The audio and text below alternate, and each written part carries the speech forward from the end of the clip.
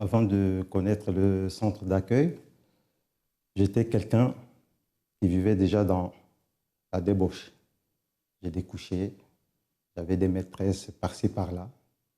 Donc, c'est-à-dire, ça entraîne le mensonge. Donc, quand on entraîne le mensonge, donc on ne vit pas bien à l'intérieur de soi. Donc, et cela a duré plusieurs années. Donc, je vivais une vie d'apparence. C'est-à-dire, c'était comme si j'étais bien, mais je n'étais pas bien. Donc, je salissais mon corps, puisque avec plusieurs maîtresses, il faut dépenser de l'argent, il faut entretenir. Donc, tout ça m'a poussé à contracter des dettes. La dette s'est élevée à 87 000 euros. Déjà, j'avais des cauchemars, je ne dormais pas, j'étais angoissé. Donc, je ne voyais pas le bout du tunnel. Donc, c'était un cercle vicieux. Donc, c'était des pleurs la nuit, j'étais tout seul, en train toujours de pleurer, puisque je n'avais pas de solution. C'est comme ça que ma vie s'est passée pendant toute cette période.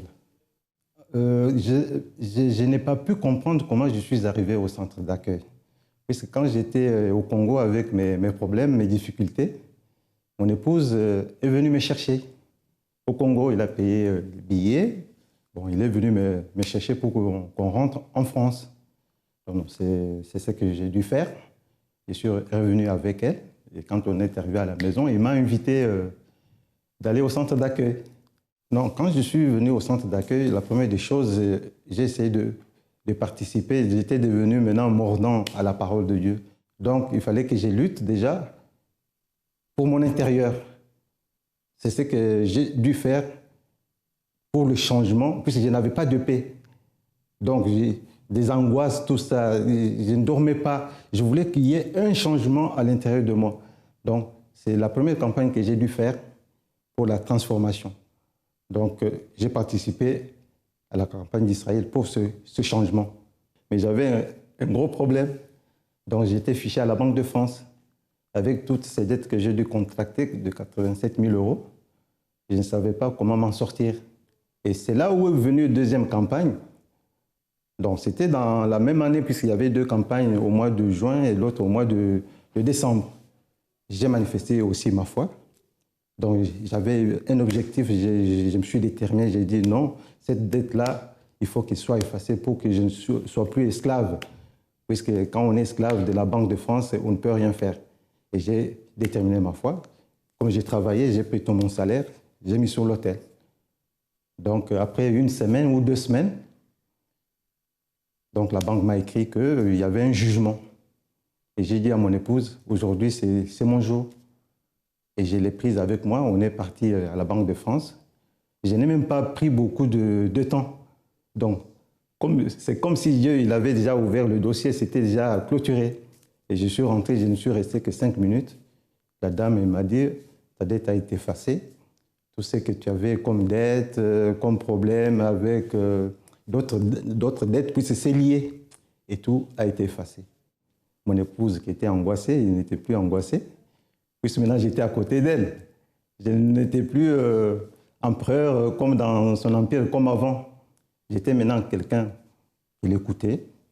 Ma vie aujourd'hui, c'est un épanouissement total. Donc je n'étais plus angoissé. Je dormais bien. J'avais la patience. J'étais quelqu'un qui était devenu maintenant quelqu'un qui écoute. Bonjour chers amis, je vous salue à tous. Soyez le bienvenue dans votre émission France en direct. Vous qui êtes en train de participer de cette émission et vous êtes une personne que vous trouvez désespérée dû à tant de situations que vous êtes en train de vivre. Vous êtes une personne qui avait déjà souffert tant de déceptions, frustrations, des échecs dans votre vie et votre situation, elle va de mal en pire. Peut-être que vous avez déjà entendu que vous devez vous conformer, que vous devez accepter cette situation, vous pensez même que vous êtes né pour souffrir. Sachez une chose, vous n'êtes pas né pour souffrir. Votre vie, elle peut être transformée. Et je dis peut être parce que cela dépend d'une attitude. Une chose, c'est sûr, à travers cette émission, vous allez savoir quoi faire pour que votre vie, elle vienne à être transformée. Restez avec nous, car vous allez savoir quelle attitude, quelle direction prendre pour qu'alors vous veniez à profiter d'une vie complètement différente de celle qu'elle est aujourd'hui. Nous allons maintenant connaître comment était la vie de Vanessa. Elle va nous raconter comment était sa situation, comment était sa vie, son passé. Et d'ici à quelques instants, nous allons revenir avec vous. Accompagnez. Bon, ma vie, avant d'arriver au centre d'accueil, c'est-à-dire, j'étais une personne, en fait, déjà, je n'ai pas grandi avec ma mère. C'est-à-dire, j'ai grandi seulement avec mon père, ma belle-mère. Et de ce fait-là, j'ai commencé à nourrir un vide à l'intérieur de moi, un manque d'affection, un manque d'amour. Et avec ma belle-mère, je ne ressentais pas ça. Je n'avais pas cet amour, l'amour d'une mère, en fait. Et avec mon père, c'était difficile. Quand j'ai commencé à grandir, j'ai commencé à faire plusieurs bêtises, des choses qui n'allaient pas à la maison. Alors j'ai commencé à développer de la haine envers mes parents, envers mes frères et sœurs. Je me sentais seule, en fait. Je me sentais seule et tout ce que je faisais, je ne voyais pas d'importance. Je n'avais pas confiance en moi quand j'allais à l'école, je ne travaillais pas bien, bon, plein de choses comme ça.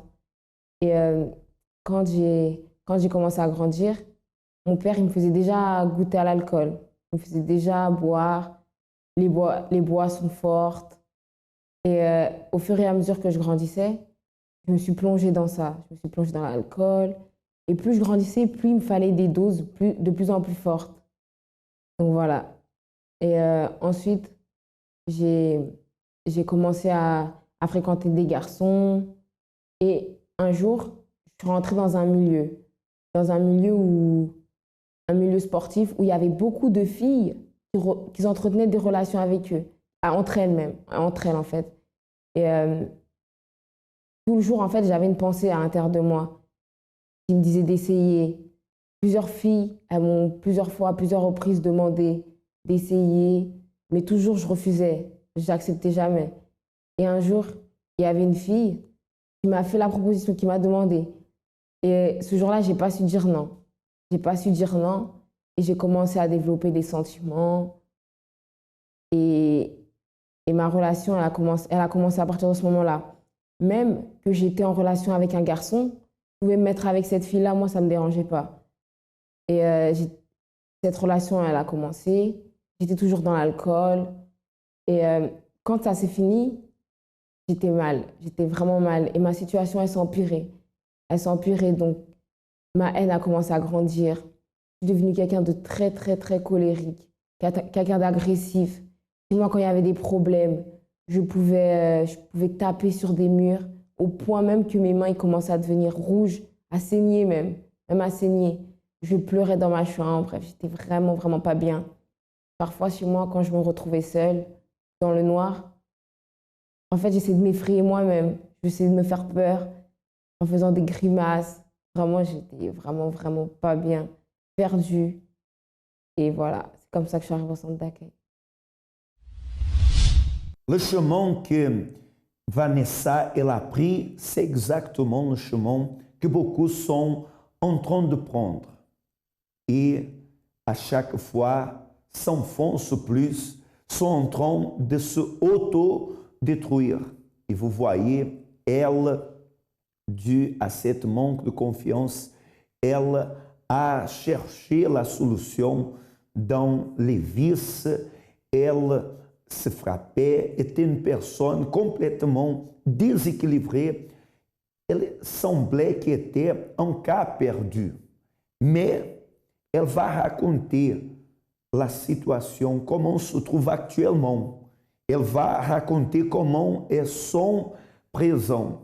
C'est pour cela, chers amis, si vous êtes en train de vivre dans une situation semblable, vous avez identifié avec le passé de Vanessa, alors vous pouvez en ce moment même appeler l'ami 24 heures, le 01 53 35 85 12, et vous pouvez vous confier à une personne, à un conseiller qui va justement vous aider ou même prendre un rendez-vous avec moi parce que je serai à votre disposition. Il vous suffit de dire j'étais en train de voir le programme et Armando, il était en train de parler de ces cas véridiques de Vanessa, du passé qu'elle a eu. Et moi, je me trouve dans la même situation.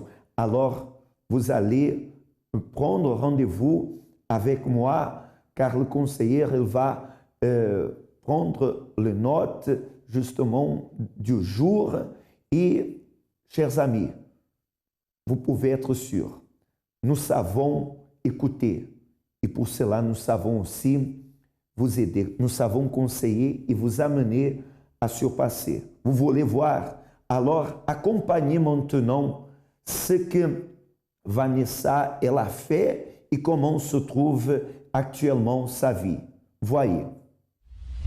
Alors, j'ai connu le centre d'accueil à travers des connaissances, que ce soit ma mère ou en fait des personnes qui étaient déjà à l'église, qui étaient déjà au centre d'accueil et qui plusieurs fois m'ont invitée. Et c'est par un appel que c'était dans la semaine. Par un appel, on m'a invité à venir le dimanche, à participer à des réunions et j'ai accepté. J'ai accepté, donc voilà, j'ai commencé par faire ces réunions-là. Après, il y a eu différents événements qui ont organisé la Force Jeune France. Donc, j'ai commencé par là. Je me suis investie, j'ai voulu en fait plus connaître qu'est-ce qu'ils faisaient au centre d'accueil.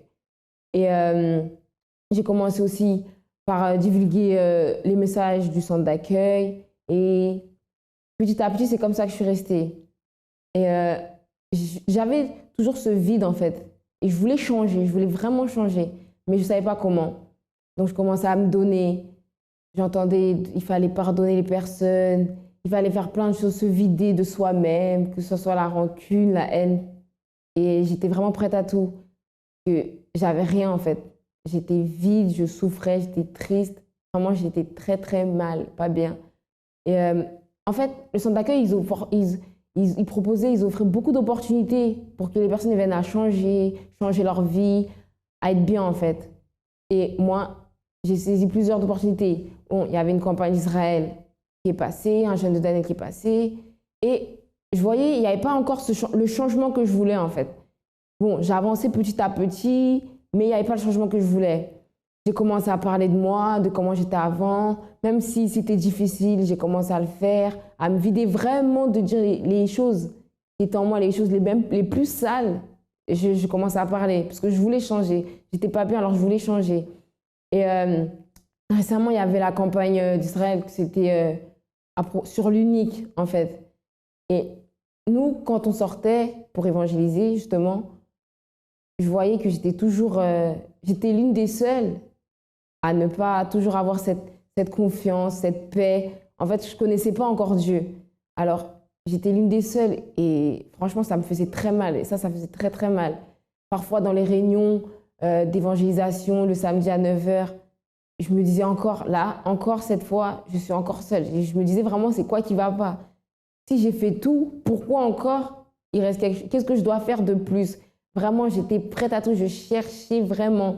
Et pendant cette campagne d'Israël, j'ai fait ce sacrifice matériel, vraiment tout donné sur l'autel, vraiment tout. Que ce soit le sacrifice, le temps, par rapport, si c'était pour se lever dans la nuit, chercher, je me levais dans la nuit, je cherchais. C'est même à partir de ce moment-là que vraiment j'ai commencé à me pencher vraiment sur la parole, qu'est-ce que je devais faire en fait. Et aussi j'ai commencé à, même si c'est pour me rendre plus à l'église le plus possible, je me rendais que ça pouvait créer des confusions dans la famille, que ça pouvait créer des confusions. Bref, qu'est-ce qu'il pouvait y avoir comme difficulté? pouvais rien m'arrêter. J'étais sûre de ce que je voulais. Et la campagne d'Israël, à ce moment-là, elle était finie. Je me suis dit, mais là, qu'est-ce que je peux faire de plus? Qu'est-ce que je peux faire de plus? Et vraiment, là, j'ai reparlé de moi, vraiment à chercher à l'intérieur de moi qu'est-ce qui n'allait pas. Parce que ça ne pouvait pas être quelque chose que je voyais de physique. J'avais déjà fait ce côté-là, j'avais déjà fait. Et comme c'est quelque chose d'intérieur que je voulais, cette réponse, elle m'est venue en fait. En fait, on va dire que c'était la réponse de ma campagne. Qu'est-ce que je devais faire pour justement avoir ce que je voulais? Et là, j'ai commencé à chercher à l'intérieur de moi et ça m'est venu en fait des choses de mon passé que j'ai vraiment là, vraiment, je me suis déversée. Je me suis vraiment lâchée. Je me suis lâchée et à partir de ce moment-là, c'est comme ça que ma vie elle a commencé à changer. Donc, j'ai participé à la campagne d'Israël. En fait, c'était une opportunité pour moi. Je voulais connaître Dieu, justement. Je voulais connaître, j'avais ce désir. C'est comme un désir qui ronge les personnes. Moi, j'avais ce désir fort, vraiment, de connaître Dieu. De connaître Dieu, pas à travers seulement les paroles. Non, connaître Dieu vraiment. Et voilà, donc c'est pour ça que j'ai participé à la campagne d'Israël. Aussi parce que j'étais vide, j'étais pas bien, je souffrais, j'étais seule. Donc voilà, il n'y avait pas de solution, en fait, à part Dieu. Il n'y avait pas d'autre solution. Et la campagne d'Israël, vraiment, c'était une opportunité que j'ai saisie. Je me suis vraiment donnée à cette campagne et voilà.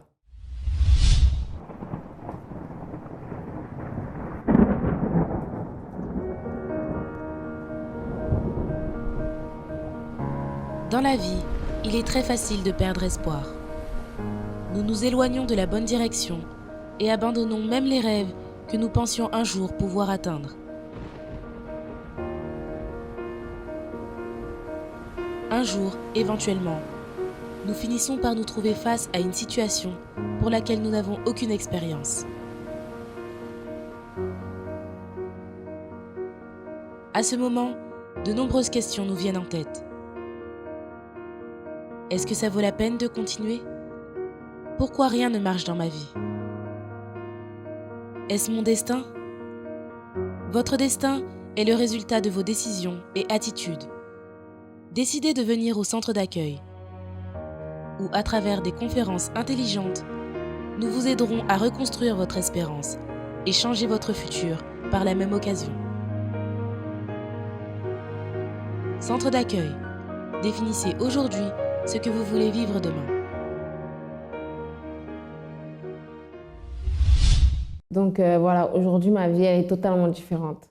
C'est-à-dire, tout ce grand vide que j'avais, il a disparu totalement. La haine que j'avais, plus de haine, plus de colère, plus de rien du tout. Maintenant, chez moi, je suis posée. S'il y a des situations difficiles, il y a des situations difficiles, mais ça va finir. Ma relation avec les filles, maintenant, je veux juste aider les gens. Il n'y a pas de relation de filles ou quoi que ce soit. Je veux aider les personnes vraiment. Quand je vois les personnes qui souffrent, ça, à l'intérieur de moi, il y a une révolte qui se crée vraiment. Je bois plus. J'ai besoin de dépendre de rien du tout. À partir du moment où maintenant je me sens bien, je suis bien avec Dieu, je suis bien avec moi. J'ai besoin de dépendre de rien d'autre. Chez moi, c'est bien. Franchement, c'est différent. À l'intérieur de moi, j'ai une paix, j'ai une joie. Franchement, comment vous dire? C'est tellement bon en fait d'avoir ça à l'intérieur de soi que c'est vraiment une vraie joie en fait qu'on peut ressentir à l'intérieur de soi, qu'on peut avoir en fait à partir du moment où on s'est vidé de ce qu'on était avant pour pouvoir justement avoir cette joie à l'intérieur de soi. Donc aujourd'hui, je suis bien, je suis très bien avec moi. Et j'ai juste envie d'aider les autres personnes à ce que j'ai reçu moi gratuitement, à ce que j'ai aujourd'hui, que les autres personnes viennent à avoir ça en fait. Vraiment, parce que des fois, les personnes, ils souffrent et ils se donnent à des choses qui n'en valent pas la peine et vraiment qui ne servent vraiment à rien. Il suffit juste de se donner à ce qu'il faut véritablement. C'est-à-dire qu'il suffit juste de se donner à Dieu. Parce qu'il n'y a que ça qui enlève en fait, qui enlève la souffrance des personnes. Des fois, on croit qu'en faisant des autres choses, ça a marché. Mais pas du tout. Pas du tout. Il y a vraiment qu'en se donnant à Dieu que véritablement, on peut se sentir bien avec soi-même, on peut avoir une paix, une joie, bref, être bien, quoi. Il n'y a vraiment que ça. Donc, vraiment, le centre d'accueil, pour moi, c'est une grande opportunité pour changer. Pas changer de vie, justement, mais être une nouvelle personne, être une personne vraiment différente, transformée, une personne vraiment, bref, une nouvelle personne. Donc, si je peux donner un conseil, c'est vraiment venez, si vous souffrez, peu importe la situation par laquelle vous passez, les difficultés, les souffrances, parce que déjà, il n'y a pas plus grande souffrance que d'avoir l'absence de Dieu. Et vraiment, peu importe la situation par laquelle vous passez, il y a une opportunité qui vous est donnée gratuitement, et saisissez-la. Saisissez-la parce que ce que vous recevez après, c'est très, très, très bon. Donc voilà. C'est merveilleux de voir le changement qu'il y a eu dans la vie de Vanessa. Ces vices, ces problèmes de manque de confiance, la famille détruite, manque de relation avec ses êtres chers, tout cela fait partie du passé. Aujourd'hui, une personne équilibrée, heureuse, une personne qui a la paix à l'intérieur, a confiance, tout a changé dans sa vie. Vous voyez, cela, c'est la preuve que votre vie aussi peut être transformée. Pour cela, vous devez prendre cette attitude. Et moi, je me trouve à votre entière disposition. Vous pouvez me chercher aujourd'hui même ou même un autre jour et prendre justement rendez-vous avec moi parce que je veux vous aider, je veux vous amener au surpassement de cette situation difficile, considérée même impossible. Vous allez voir qu'il y a une solution. Si pour Vanessa a eu la solution, pour vous aussi, il y a cette solution. Pour cela, faites ces défis. Prenez cette attitude et vous allez voir le changement dans votre vie. Moi, personnellement, je me trouve dans le 27-29 rue Yuri Gagarin, à Villejuif. Nous sommes là justement pour vous aider à surpasser la situation que vous êtes en train de traverser. Ainsi que vous pouvez trouver des conseillères dans notre siège dans le 254 rue de Faubourg Saint-Martin, dans le 10e arrondissement à Paris. Et comme dans tout le centre d'accueil, notre centrale à mi-24 heures, le numéro apparaît dans votre télé et vous pouvez appeler justement pour recevoir plus d'informations. Nous allons maintenant connaître comment était la vie d'Elena et comment se trouve actuellement. Accompagnez. Comment vous appelez? Je m'appelle Madame Elena. Comment était votre vie avant d'arriver au centre d'accueil?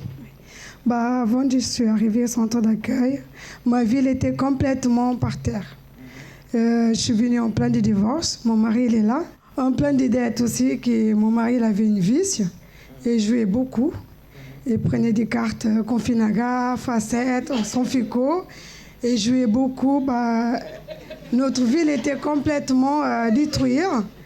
Et puis, j'avais une cousine qui m'a invitée parce que j'ai commencé à faire des démarches pour divorce. Quand il y avait tous ces problèmes, le vice, qu'est-ce que ça mettait dans le foyer, dans la maison? Ça nous détruit complètement. Et puis, il y a un moment, je voulais dormir dans ma chambre toute seule.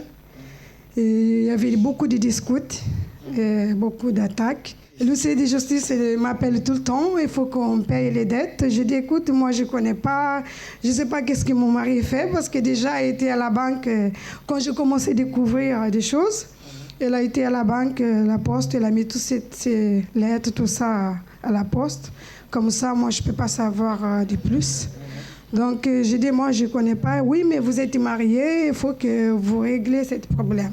Alors là, je me mets à divorcer parce que j'ai dit, non, je ne peux pas rester dans cette situation. Et la famille, vous avez des enfants? Oui. Et comment étaient les enfants? Déjà, j'ai des jumeaux et c'est battu beaucoup. La maison, ils étaient lourds. Et ils font beaucoup des histoires. Et moi et mon mari aussi, on discutait. C'était l'enfer, c'était la feu. Donc c'est comme ça que vous êtes arrivé au centre d'accueil. Voilà, oui. Et qu'est-ce que vous avez fait au centre d'accueil? Comment vous avez agi votre foi? Quand je suis arrivée, j'ai trouvé les pasteurs parlaient des campagnes d'Israël.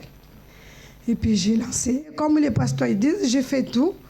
Et puis comme j'ai travaillé pour les gens, j'ai fait campagne d'Israël pour ouvrir une société, comme j'étais par terre.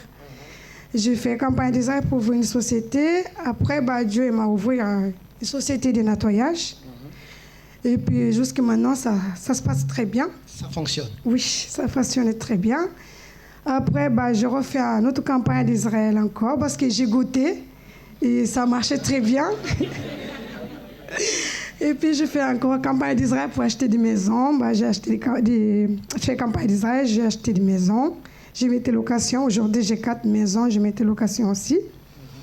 Et puis maintenant, j'ai fait une autre campagne d'Israël pour la société de nettoyage et la peinture. J'ai une autre société de la peinture. Et puis mon mari, il était un peu chelou. Je n'acceptais pas. J'ai fait campagne d'Israël aussi. J'ai dit, Seigneur, c'est vrai, tu m'as béni, mais je n'accepte pas que mon mari reste chelou. Donc après, il m'a relevé mon mari. Donc aujourd'hui, on sommes dans les mêmes foi. Dans la même foi? Oui. L'amour est plus fort qu'avant? L'amour, mon mariage, je l'ai restauré, je l'ai béni. Et puis après, je fais campagne d'Israël pour... En fait, au début, je n'arrive pas à me délivrer parce que j'avais beaucoup de haine contre lui et contre les autres aussi. J'ai fait campagne d'Israël d'abord pour être délivrée aussi. J'étais délivrée. Après, j'ai demandé pardon beaucoup les gens que j'avais des haines et tout. Et puis c'est là que ma vie a commencé à restaurer. Et puis après, j'ai fait campagne d'Israël pour recevoir le Saint-Esprit. J'ai reçu le Saint-Esprit. Que Dieu vous bénisse. Merveilleux. Voyez la situation d'Helena, comme a changé. Elle qui était au but de ses forces, c'est-à-dire son mariage était déjà dans le divorce, une situation chaotique, catastrophique. Mais aujourd'hui, mariage rétabli, elles ont l'entreprise, les maisons, voitures, tout a changé. Chers amis, maintenant c'est à vous la décision. Continuez à souffrir ou arrêter de souffrir. Mais une chose c'est sûre, les portes du centre d'accueil, elles se trouvent quotidiennement ouvertes afin de vous amener dans la réussite, de vous amener à avoir une vie complètement changée, une vie complètement différente de celle que vous êtes en train de vivre actuellement. Sachez, vous n'êtes pas un cas perdu. Vous avez été trouvé. Maintenant, pour profiter, il vous faut que vous veniez apprendre votre attitude. D'accord? Chers amis, ça a été un immense plaisir d'être là ensemble avec vous. À tous, que le Tout-Puissant illumine votre vie. À la prochaine.